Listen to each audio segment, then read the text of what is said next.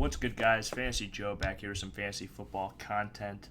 Today, I'm talking DK Metcalf and his fantasy football outlook for the 2021 upcoming season. If you guys are new to the channel, hit that subscribe button, hit that like button, and if you have any questions or comments, leave them in the comment section down below, and I'll respond as always. Let's hop right into it. So DK Metcalf, he finished wide receiver 7 in 2020 in his sophomore season. He had 83 receptions for 1,303 yards and 10 receiving touchdowns.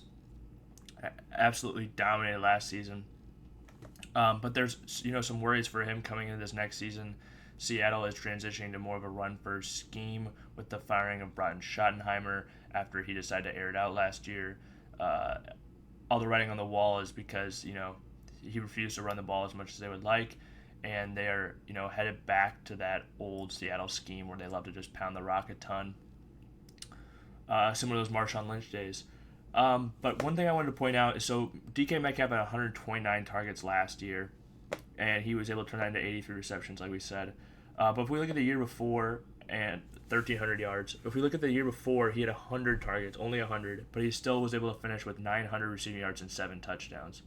So even if his receptions drop up enough, he could still be pretty fantasy relevant, as long as they don't drop too far. And you got to assume there's some improvement there as far as a player and things like that. Another thing I want to point out, DK Metcalf, he had 9 drops last year, 5 of which were 15-plus yards down the field. I think if he could just, catch 3 or 4 of those, who knows with his big play potential how many more yards those could turn into. And I think that's an area where I just see him having an avenue to be more efficient and corral some more fantasy points, even though they might not throw the ball as much. We've seen other receivers like Tyler Lockett be able to be very good for fantasy for multiple years, not having huge target numbers for Russell Wilson, because he gives them those valuable deep targets. And I think DK is going to continue to get those deep targets and continue to be valuable for fantasy because of it. I think he's a back of the second, mid to early third round pick right now is where I'd be taking him, or comfortable taking him. And I think he's a guy who, I wouldn't expect him to continue to break out just because I don't know if he'll have the same amount of targets, but he's a guy who I think if he's more efficient could do pretty similar to what he did last year, honestly.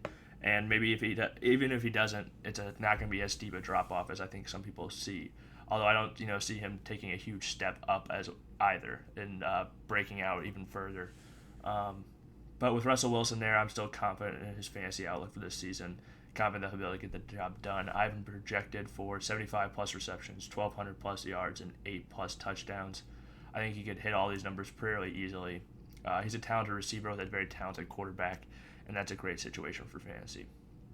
If you guys have made it to this point in the video, please hit that like button, hit that subscribe button, check out some of these other fantasy profiles on the channel, and drop some comments. It really helps me out. This is Fantasy Joe. See you guys.